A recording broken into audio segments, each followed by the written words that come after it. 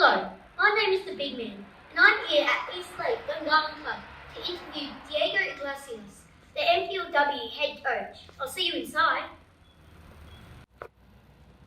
Hello, my name is the Big Man, and I'm here with Diego. He is the NPLW coach for this year and for the past decade. So Diego, I know you were born in Uruguay. How old were you when you moved to Canberra? To Sydney?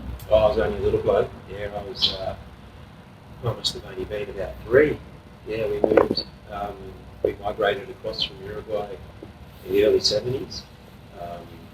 So, yeah, I was only a little fella. And yet we moved into Sydney and spent a lot of my childhood in Sydney. Do you remember much about Uruguay? Oh, not a great deal.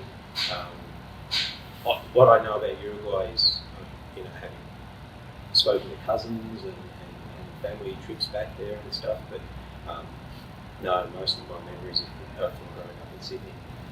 As I said at the start, you've been coaching the NPLW stream for a while now. What got you into coaching? Look, when I finished playing, I promised myself that's it. I can just relax now and just watch a bit of footy. My daughters were playing P-Leagues. My oldest daughter Abby was only playing grades at the time.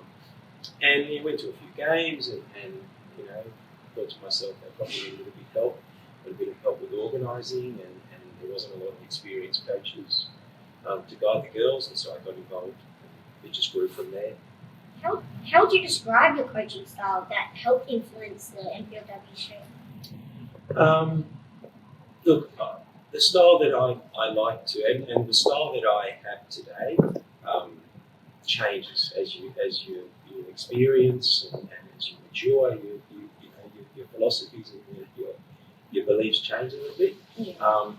Initially, it was and with the junior kids, it should only be about enjoyment, involvement, get them to develop a love for the game. As you progress through to the older teams and the higher levels, you start to work more on performance based, but still with an enjoyment of the game and a love of the game, still very much focused on that, and very focused on allowing players to play at a high level but still really enjoy and fundamentally play because they enjoy playing football. How are you feeling about your team this year, your NPLW team? Do you think the shortened season is going to have an impact on it? I think the shortened season will impact on teams in all different ways. My group, they're quite a young group, they're quite inexperienced, so the shorter season means you can't really slip up, you can't drop points against the team that you should really be picking points up against. And so that could happen to anybody. How do I feel about my group? I'm really, really happy with my group. And the reason I'm most happy with them is the way that they come together and have become a team, because you know what it's like.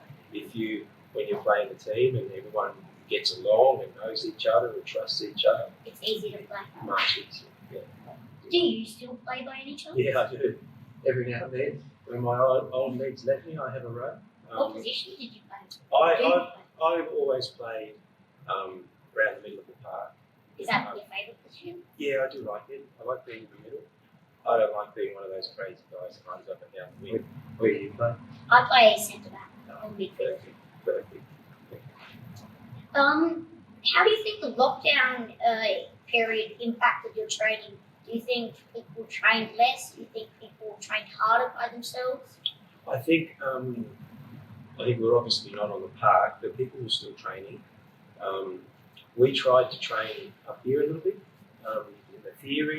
It was actually a good opportunity to spend some time with the girls on tactics and theory, because when we have the access to the pitches, we want to get them on the field as much as possible. So sometimes it's hard to organise technical sessions. I hadn't thought about it that way, the lockdown period training like that. But it was, everyone had their own personal responsibility to stay fit, and it's a different fitness. Like a lot of them, before the gyms closed, were still going to gyms or had access to gyms and personal trainers at home.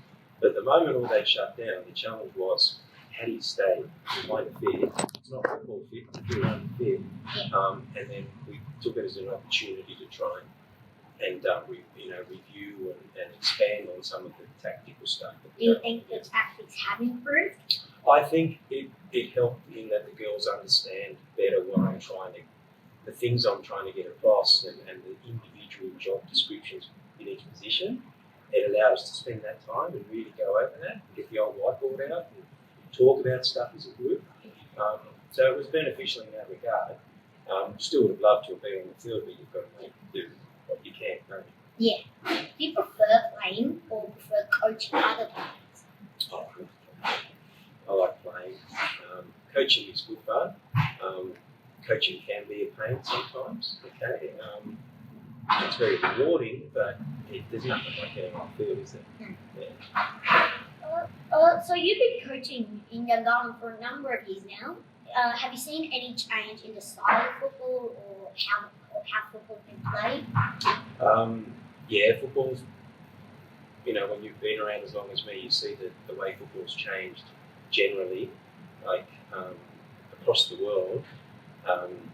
The football styles change and coaches tend to follow trends that they see on TV. As a club, I think we are getting much, much more organised with our football. I think we're spending more focus, we're putting more focus on our juniors, right down at the bottom, like what Marcel does with the academies and the COEs. When you invest in the junior football, it takes a few years, but little fellas like you, who grow up in our program, and by the time you get into the seniors team, we're seeing a huge difference in football we're playing, and I'm very focused on passing the ball and creativity in the players and ourselves as well. So we're the heads of our programs, and that's what we push all the way down, and encourage our coaches to really work on those things. And I think it's starting to show. So I know you're friends with Marcel. What do you think? Do you think there's much difference in Uruguay football and Chilean football? Yeah, the Uruguayans are much better than the Chileans. Right? Let's get that straight. But no, look, seriously, Marcel comes from he has a heritage and generations behind him the same as I do, where we have very similar beliefs in football. And so yes, there's a little bit of a flavour to the way we like to coach and what we like to see our players do. But we're also very focused in allowing players to be individuals and encourage players to do their own thing. Okay, so we don't want little robots. Okay, we want players who are going to have confidence to try stuff, and we give them the structures that we want to see, and they can go out there and play football themselves. You probably know this, but Gungahlin is growing as a club, and we're getting more and more young kids playing. Do you think that it's going to help Gungahlin and help us get out to other parts of Canberra? Yeah, look, I think it's a double-edged sword, isn't it? When you have so many kids, so many junior teams, it's really difficult to run the club because it just gets so big, right? So it's difficult in that regard, and we have a committee that does a really good job, okay? And they can always do with more help, right? But it's a good thing. Sooner or later, Gungahlin will stop growing, right? So it's not like we're going to keep growing for the next 20 years. Yeah. So we're in that growth stage at the moment. That's why we're investing so heavily in the juniors, and it is a good thing. It's a good thing for Canberra football. If we're playing good football and a few of the other clubs are doing the same, it lifts the whole level of Canberra football from stop. So, yes, we're very fortunate that we have our own juniors. Again, it can be hard work developing juniors all the way through the seniors, and a lot of the other clubs don't do that. But that's our strength, and that's something we're very proud of. And, we have young fellas like yourself who start off right down the bottom and just work your way up through the clubs, through the grades, all in the one club. It's good. How excited are you about the Women's World Cup being held in Australia? And what impact do you think it will have on the women's football in Australia, and more specifically in Canberra? Oh, it's a good thing. It's a great thing.